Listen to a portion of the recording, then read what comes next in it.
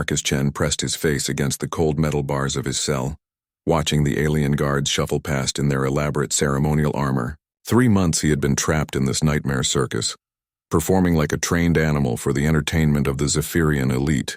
The towering purple-skinned beings treated humans like exotic pets, capturing them from Earth's outer colonies to fight in their gladiatorial arenas. The other prisoners called this place the Blood Gardens, though Marcus saw nothing garden-like about the sterile metal corridors and the constant smell of ozone from the energy barriers. He had been a colonial marine before his capture, leading rescue missions on the frontier worlds. Now he was just another fighter, another piece of entertainment for creatures who saw his species as nothing more than amusing primitives. His cellmate, a grizzled veteran named Rodriguez, sat in the corner sharpening a piece of scrap metal into a makeshift blade. The man had been here for 2 years, and his eyes held the hollow look of someone who had given up hope. Most of the human prisoners looked the same way after a few months. The Zephyrians were careful to break their spirits before putting them in the arena. "You still thinking about escape?" Rodriguez asked without looking up from his work. "Forget it, kid. This station is in deep space, surrounded by their fleet. Even if we could get out of these cells, where would we go?" Marcus ignored him, continuing to study the guard patterns. He had noticed something the others missed. Every 3rd day during the feeding cycle, there was a 15-minute gap when the eastern corridor remained unmonitored. The Zephyrians were creatures of habit, their military precision both a strength and a weakness. The sound of heavy footsteps echoed through the prison block, and Marcus recognized the distinctive gait of Warden Kelthera. The massive Zephyrian stood nearly 8 feet tall, with elaborate tattoos covering his purple skin that marked his rank in their warrior caste. He stopped in front of Marcus's cell, his 4 yellow eyes studying the human with what might have been amusement. "Human Chen?" Kelthera's voice came through the translator device at his throat, giving his words a mechanical quality. "Tomorrow you face the Shadow Maw. The betting pools show you as a 3-to-1 underdog." Marcus had heard whispers about the Shadow Maw from other fighters. It was some kind of alien predator, brought from a world at the edge of Zephyrian space. No human had ever survived an encounter with one in the arena. The creatures were supposedly intelligent, vicious, and nearly impossible to kill with the primitive weapons the gladiators were given. "I've survived everything else you've thrown at me," Marcus replied, meeting the alien's gaze without flinching. "What makes this different?" Kelthera's mandibles clicked, and what Marcus had learned was their equivalent of laughter. "The Shadow Maw is not like the battle drones or the other prisoners you have faced. It is a living weapon bred for one purpose. Even our own warriors respect its killing ability." After the warden left, Rodriguez finally looked up from his blade. "You're dead, Chen. The Shadow Maw isn't just another fighter. I've seen 3 humans go against one of those things. They didn't even find enough pieces to feed to the recyclers."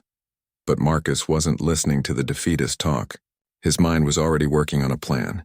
If the Shadow Maw was as dangerous as they claimed, maybe it could be turned into an opportunity.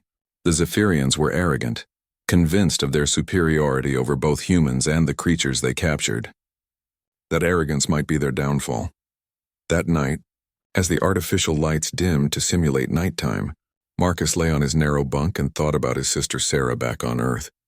She would be graduating from the academy soon, following in his footsteps to become a colonial marine. He had promised to be there for her ceremony. That promise was the only thing that kept him sane in this place. The next morning came too quickly. Guards in full combat armor arrived to escort Marcus to the preparation chambers. They stripped away his prison clothes and gave him the standard gladiator gear, a simple cloth tunic, leather arm guards, and boots that had seen better days. The weapons rack contained the usual selection of primitive tools: swords, spears, clubs, and nets. Marcus selected a short sword and a small shield, weapons that would give him mobility over raw power. As he was led through the tunnel toward the arena, he could hear the roar of the crowd above. Thousands of Zephyrians had gathered to watch the human die for their entertainment. The arena itself was a circular pit surrounded by towering walls lined with seats. Energy barriers prevented any escape, and the sandy floor was stained with the blood of countless previous battles. As Marcus stepped into the bright lights, the crowd's roar became deafening. On the opposite side of the arena, a massive gate began to rise. Marcus gripped his weapons tighter as he prepared to face whatever nightmare the Zephyrians had in store for him. He thought again of Sarah, of his promise, and of the fact that no human had ever escaped this place alive. The gate finished opening, and Marcus got his first look at the creature that was supposed to kill him. The Shadow Maw was unlike anything he had ever seen, and as it stepped into the arena with fluid grace, Marcus realized that everything was about to change. The Shadow Maw stood 6 feet at the shoulder, its sleek black form rippling with muscle beneath fur that seemed to absorb light itself. Its head was elongated like a wolf's, but larger, with 6 eyes arranged in pairs down its snout. Each eye glowed with an intelligent amber light that made Marcus's skin crawl. This wasn't just a beast, it was a thinking predator. The creature's 4 legs ended in claws that could easily shred metal, and its tail was tipped with a bone spike that dripped with some kind of venom. But what disturbed Marcus most was the way it moved. There was purpose in every step, calculation in the way it studied him from across the arena. The Shadow Maw was assessing him, planning its attack. The crowd's roar died to an expectant murmur as the 2 opponents faced each other. Marcus could see Warden Kelthera in the royal box, surrounded by other high-ranking Zephyrians. They were all leaning forward, eager to see the human torn apart.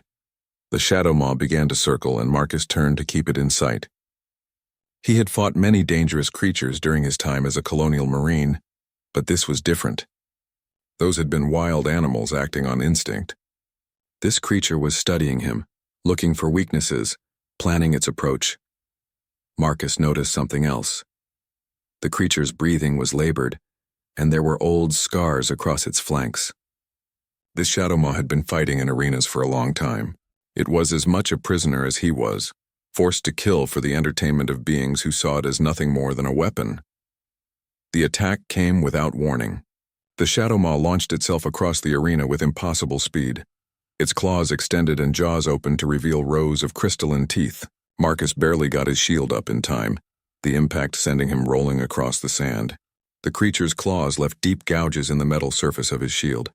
But instead of pressing the attack, the Shadow Maw backed away, circling again. It was testing him, seeing how he would react. Marcus realized this creature had probably learned to prolong fights for the crowd's entertainment. Quick kills meant shorter shows, and shorter shows made the Zephyrians angry.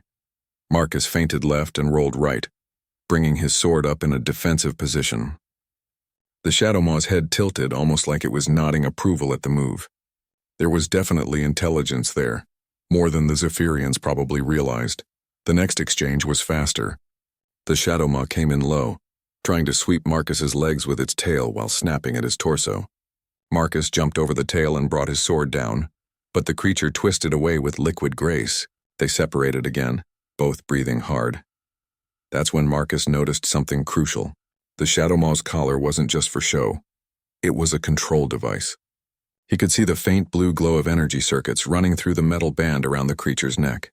The Zephyrians weren't just using the arena to entertain themselves. They were using it to test and train their living weapons. The crowd was getting restless, demanding more action.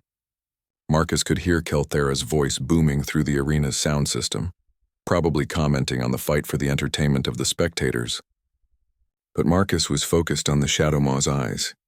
In those amber orbs, he saw something that changed everything: recognition. The creature knew he was different from the other humans it had faced. Most gladiators fought with desperation, wild swings, and panic. Marcus was fighting like a soldier, controlled and tactical.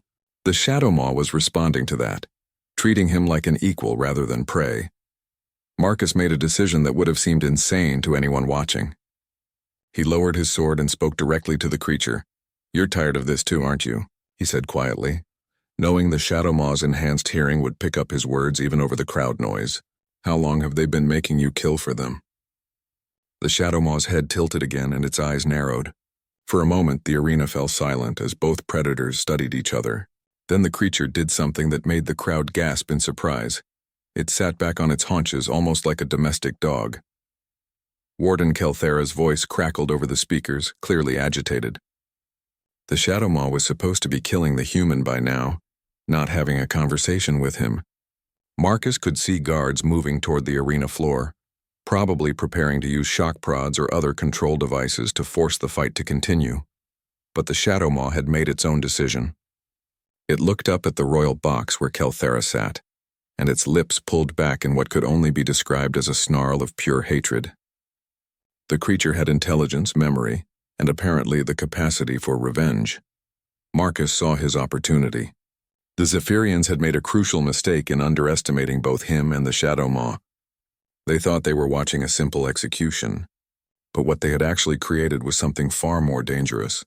Two intelligent prisoners who had found common ground. "That collar," Marcus said, pointing at the device around the Shadow Maw's neck. "Is that how they control you?" The creature's response was to deliberately turn its head, exposing the collar's locking mechanism. It was a clear invitation, and Marcus understood immediately. The Shadow Maw wasn't just tired of fighting, it wanted freedom as much as he did. Marcus approached slowly, his sword still in hand but no longer raised threateningly. The crowd was in an uproar now, confused by what they were seeing. This wasn't how gladiatorial combat was supposed to work. As he got closer to the Shadow Maw, Marcus could see the intelligence in its eyes more clearly. This was no mere beast. It was a person, trapped in an alien form, forced to kill for the entertainment of creatures it despised. And now it was looking at him with something that might have been hope. Marcus studied the collar's locking mechanism, a complex array of crystalline circuits and metal clasps that hummed with energy.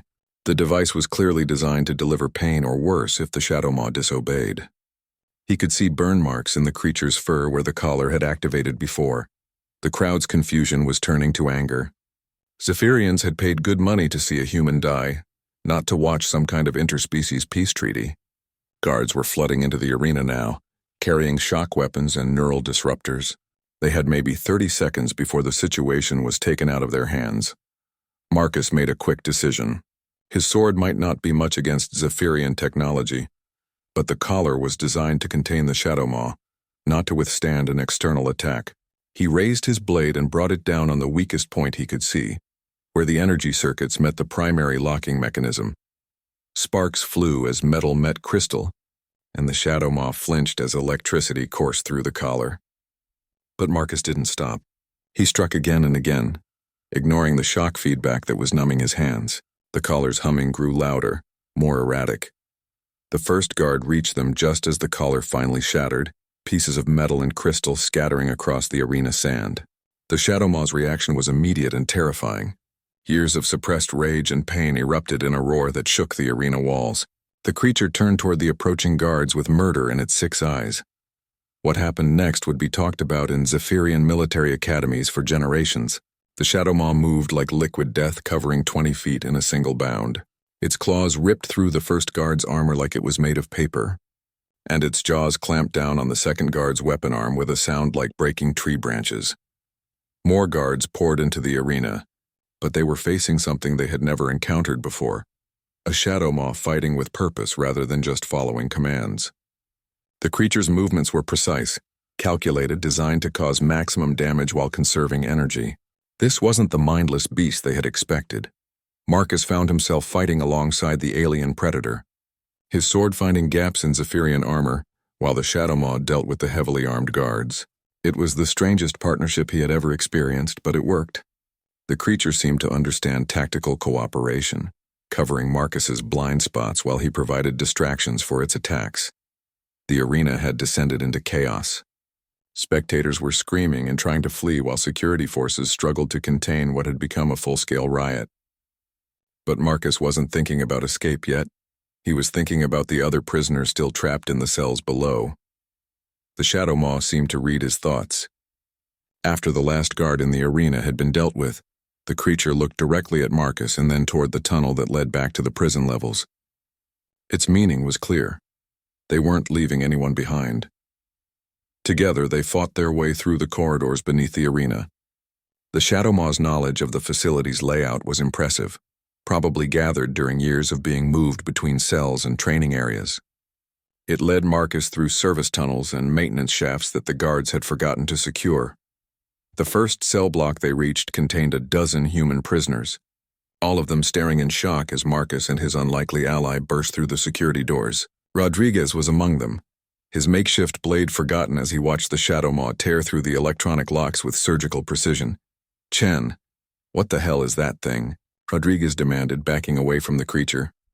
"Our ticket out of here," Marcus replied, helping the other prisoners out of their cells. "This is a rescue, not an execution. Move." But it wasn't just humans in the cells. Marcus discovered that the Zephyrians had been collecting specimens from across the galaxy, insectoid warriors from the hive worlds, crystalline beings from the shattered moons, and things he couldn't even identify. All of them prisoners, all of them forced to fight for Zephyrian entertainment. The Shadow Maw's reaction to seeing the other captives was telling. It moved from cell to cell, its claws making quick work of the locks, but it was careful not to threaten any of the prisoners. This creature understood the difference between captors and fellow victims. As they freed more prisoners, Marcus began to realize the true scope of what the Zephyrians had been doing. This wasn't just a gladiatorial arena. It was a testing ground for weapons and tactics they planned to use in their expansion across the galaxy. Every fight, every death was being recorded and analyzed. The security alerts were growing more urgent now, and Marcus could hear the heavy footsteps of combat troops moving through the facility. The Zephyrians were taking this seriously, bringing in their elite forces to contain what they probably saw as a minor uprising. But they had made a critical error in judgment. They thought they were dealing with escaped animals and primitive humans. What they were actually facing was an organized rebellion led by a trained soldier and a brilliant predator who had been studying their weaknesses for years.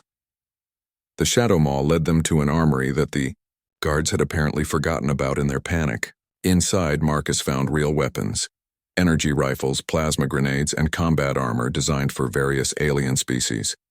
For the first time since his capture, he felt like a soldier again instead of a performing animal. As he suited up in appropriated Zephyrian gear, Marcus caught the Shadow Maw watching him with what might have been approval. The creature had chosen its ally well, and now it was time to show their captors what freedom really looked like. The real battle was just beginning, and the Zephyrians were about to learn why humans had earned a reputation as some of the most dangerous fighters in the galaxy. Marcus quickly distributed weapons among the freed prisoners, prioritizing those with military experience.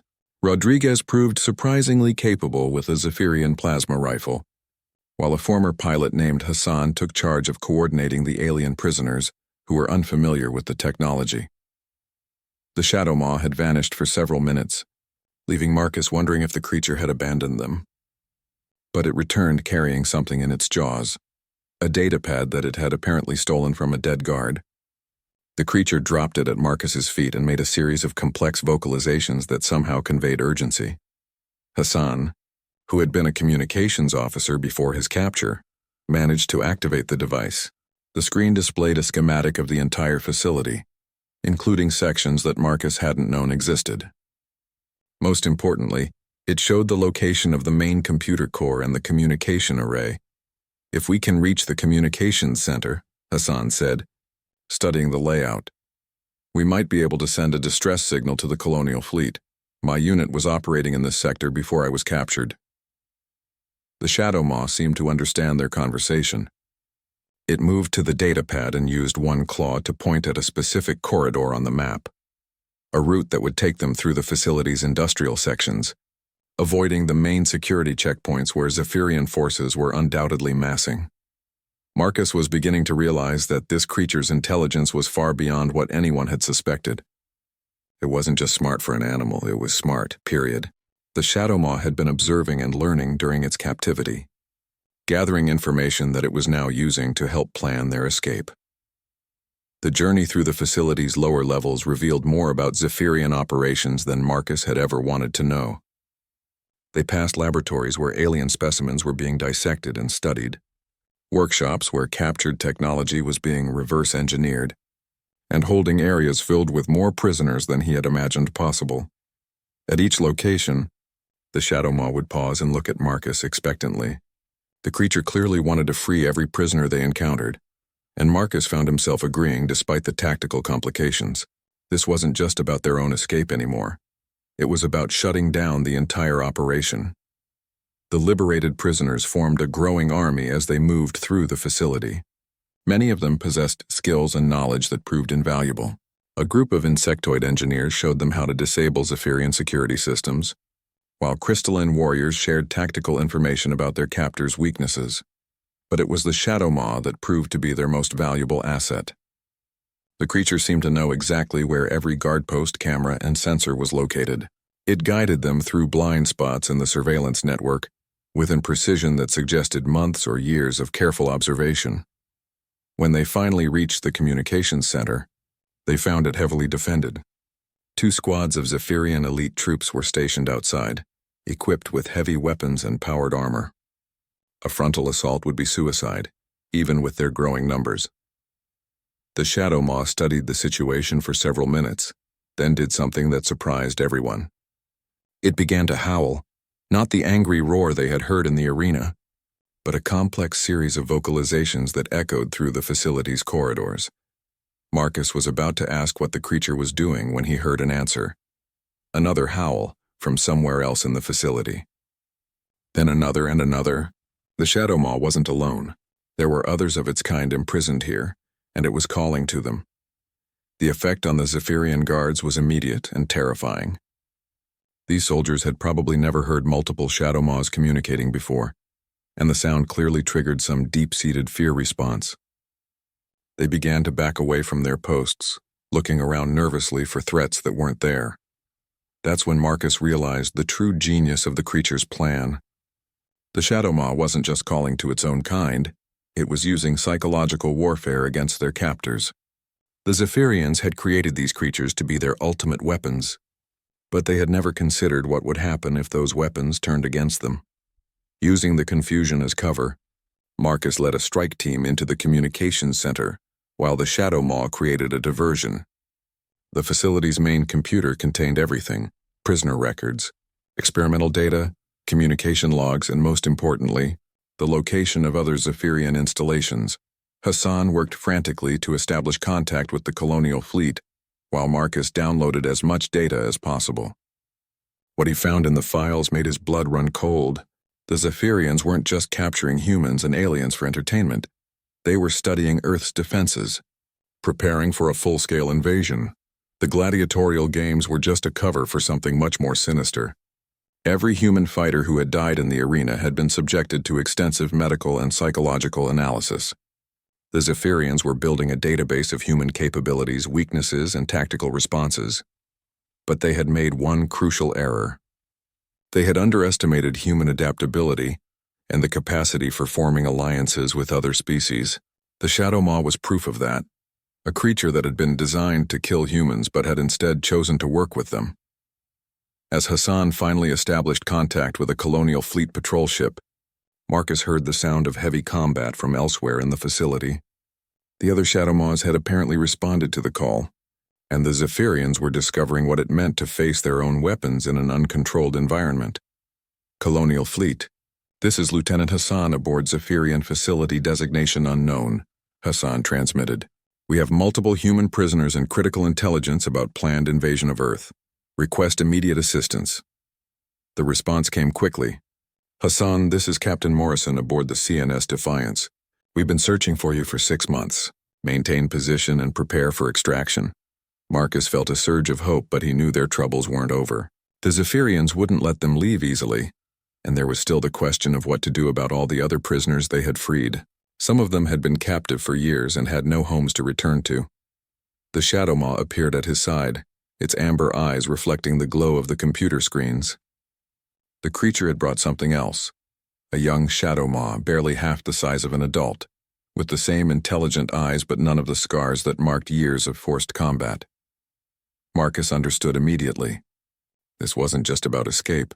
It was about ensuring that no one would ever be trapped in this nightmare again. The adult Shadow Maw was entrusting him with the future of its species, just as he was fighting for the future of his own. The real battle was about to begin, and the stakes were higher than anyone had imagined. The facility shook as explosions echoed through the corridors. Warden Kelthara had apparently decided that if he couldn't control the situation, he would destroy it entirely. Emergency lights bathed everything in red as the Zephyrians began systematically demolishing sections of their own installation. Marcus realized they were running out of time. The colonial fleet ship was still hours away, and the Zephyrians would rather kill everyone than let their secrets escape. He looked at the data he had downloaded. Terabytes of information about planned attacks on human colonies, weapon specifications, and detailed analysis of dozens of alien species. The Shadow Maw seemed to sense his urgency. It moved to a wall panel and began manipulating controls with surprising dexterity. Marcus watched in amazement as the creature accessed the facility's internal systems, apparently understanding Zephyrian technology better than anyone had suspected. "It's been watching them," Hassan said with sudden understanding. "All this time, it's been learning how everything works." The facility's internal communication system activated, and the Shadow Maw's voice filled every corridor and chamber. But this wasn't the howl they had heard before. It was something else entirely. The creature was speaking in Zephyrian, its vocalizations perfectly mimicking their language patterns. The effect was immediate. Zephyrian troops throughout the facility began receiving contradictory orders, some being told to evacuate while others were commanded to defend positions that no longer existed. The Shadow Maw was turning their own communication system against them, creating chaos and confusion among the guards. Marcus grabbed Rodriguez and Hassan. "We need to reach the main hangar. If we can capture a ship, we can get everyone out of here before this place comes apart." The journey to the hangar was unlike anything Marcus had experienced during his military career. They moved through corridors filled with freed prisoners of a dozen different species, all working together despite having no common language, except the desire for freedom. The Shadow Maw had somehow become their unofficial leader, coordinating their movements with a series of gestures and vocalizations that everyone seemed to understand. But the most surprising development was the young Shadow Maw. The creature stayed close to Marcus, following his movements and occasionally mimicking his tactical hand signals. It was learning, absorbing everything it observed with an intelligence that was both fascinating and slightly unnerving. When they reached the hangar, they found it defended by Warden Kelthera himself and his personal guard unit. The massive Zephyrian stood 8 feet tall in his powered armor, wielding weapons that could have torn through a tank. Behind him, a sleek transport ship waited on the landing pad, their only way off the facility. "Human Chen," Kelthera's amplified voice boomed across the hangar. "You have caused considerable inconvenience. Return to your cell and your death will be quick." Marcus stepped forward, his appropriated plasma rifle aimed at the warden. Around him, the freed prisoners spread out, finding cover behind cargo containers and maintenance equipment. The adult Shadow Maw positioned itself protectively in front of the younger one, its lips pulled back in a silent snarl. "I've got a better idea," Marcus replied. "You're going to let us leave, and you're going to shut down this entire operation. The colonial fleet is on the way, and they're going to want answers about your invasion plans." Kelthera's mandibles clicked in what Marcus had learned was Zephyrian laughter. "Invasion plans? You understand nothing, primitive. We are not invading your pathetic worlds, we are harvesting them. Your species shows promise as weapons, nothing more." The battle that followed was brief but intense. The Zephyrian guards had superior weapons and armor, but they were facing opponents who had nothing left to lose. More importantly, they were facing the Shadow Maw, which moved through their ranks like a force of nature. Marcus watched in amazement as the creature demonstrated combat abilities that went far beyond what he had seen in the arena.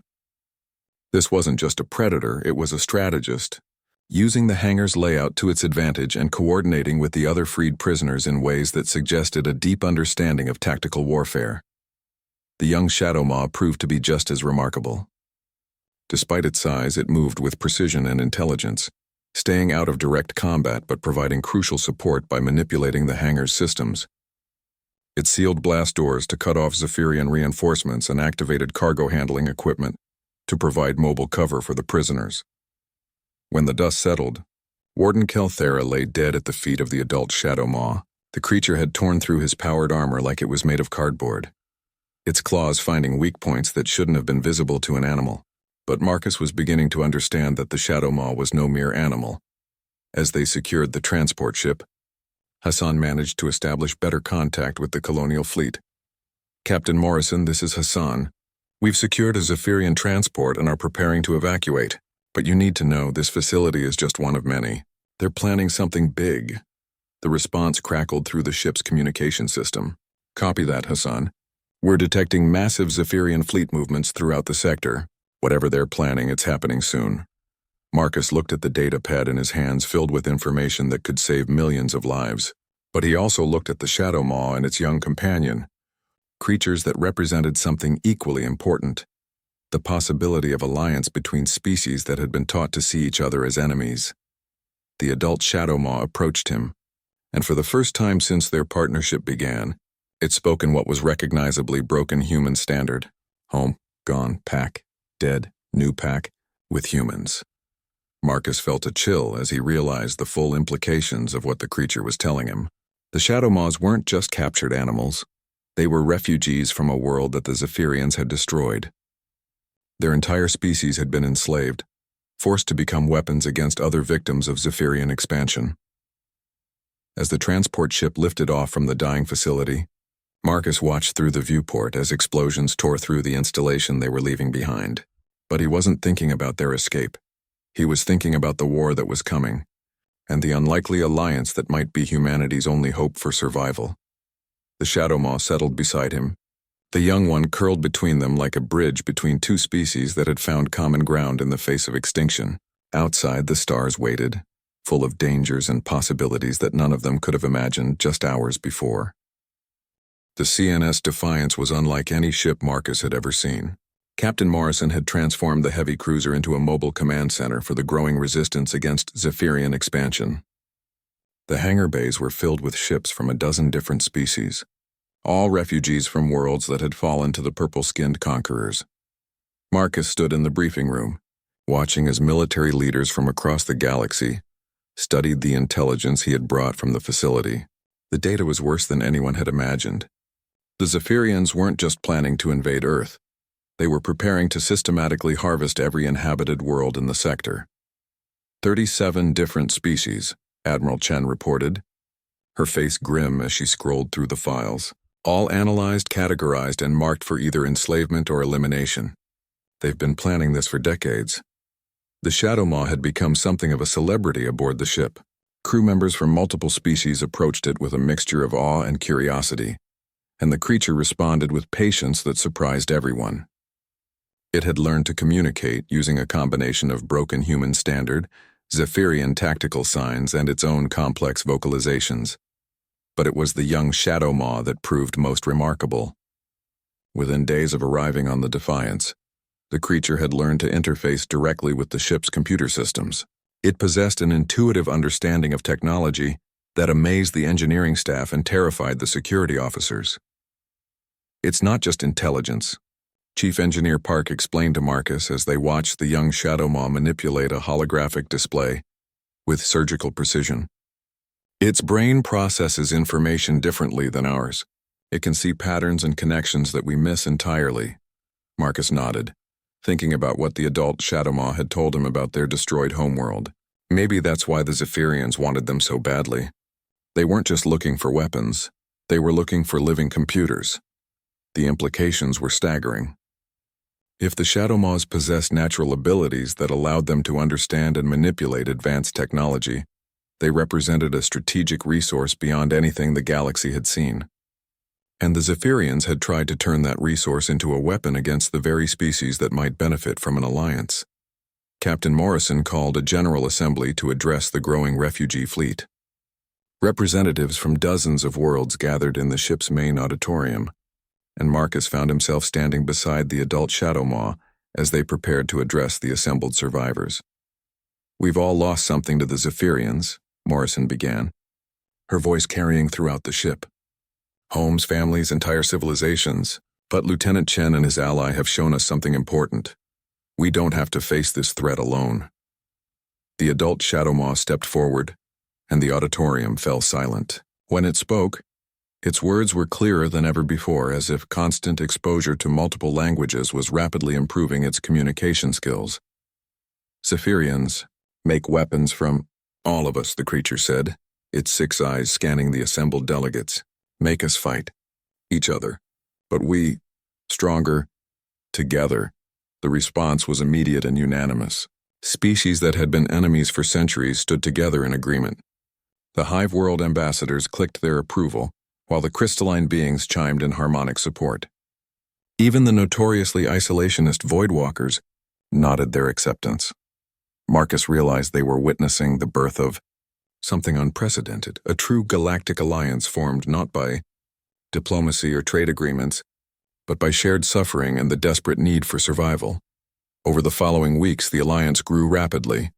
Ships arrived daily, carrying survivors and refugees from across the sector, but they also brought disturbing news.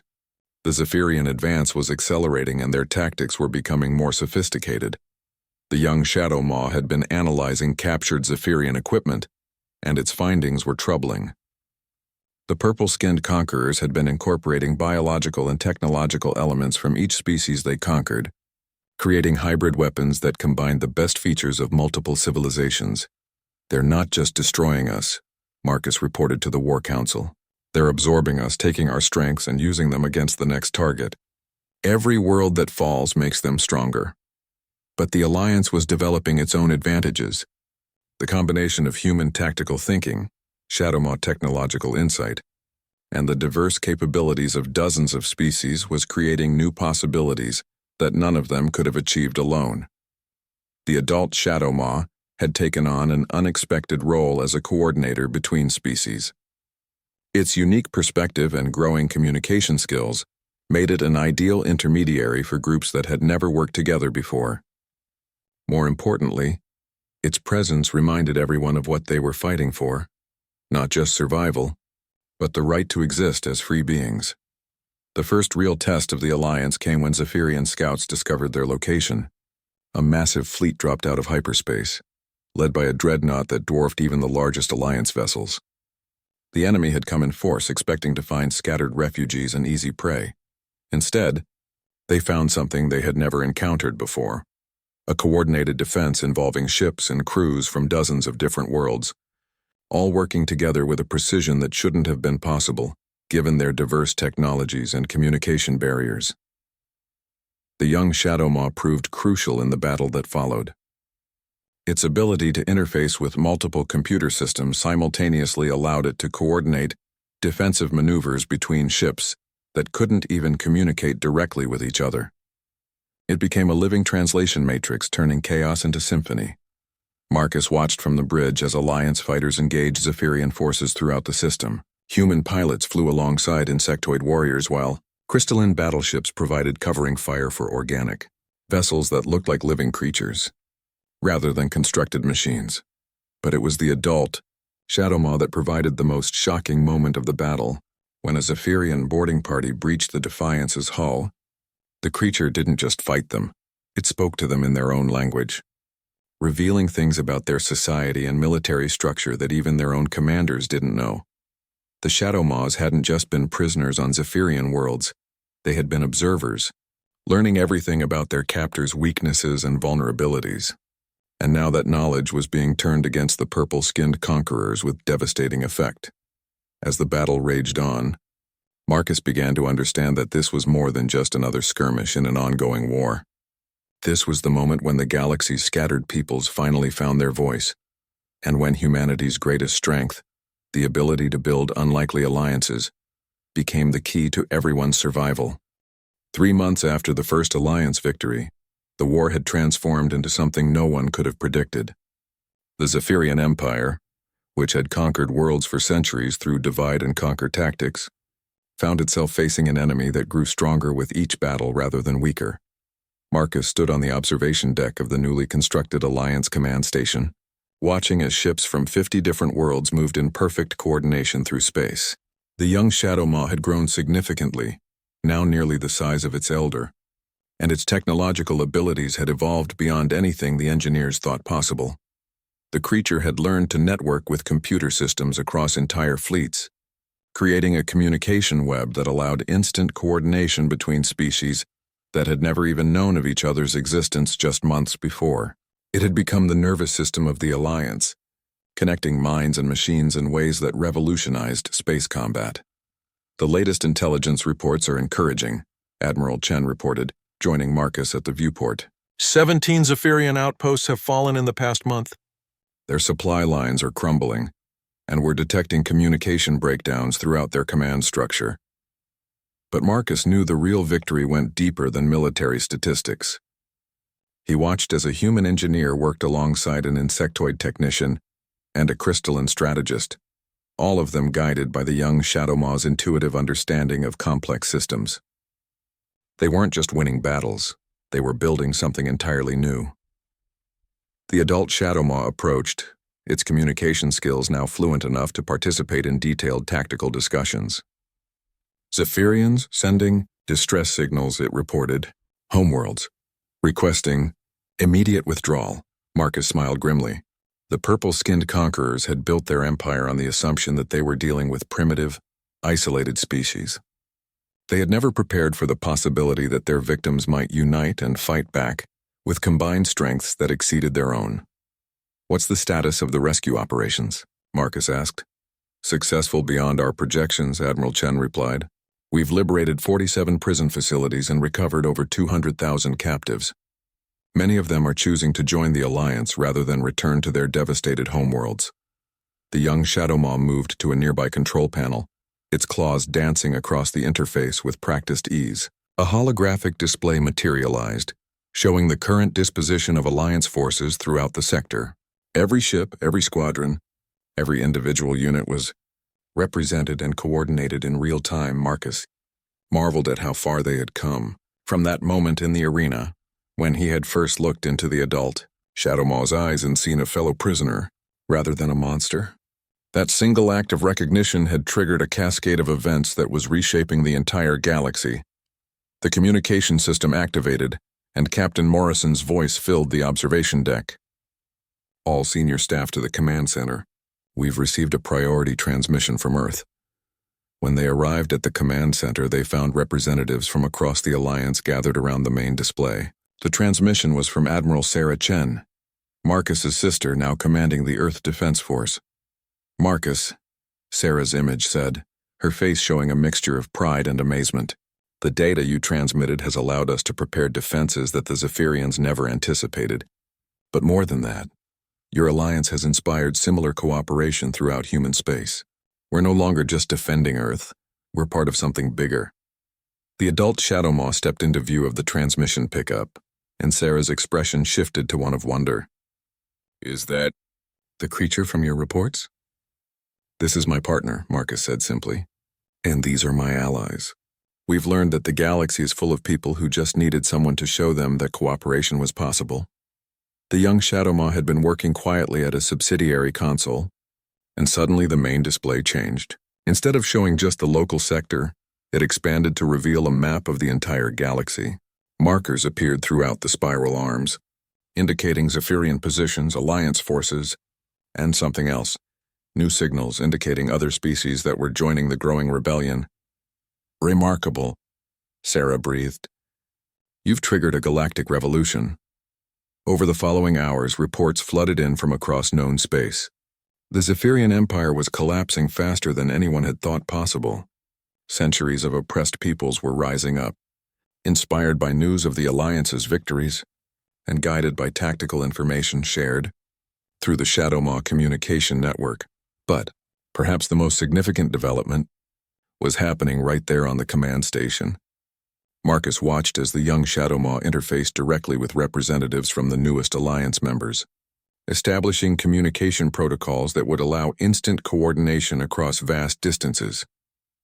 The creature had evolved beyond even its elders' abilities, becoming something entirely new, a living bridge between species, a translator not just of languages but of entire ways of thinking.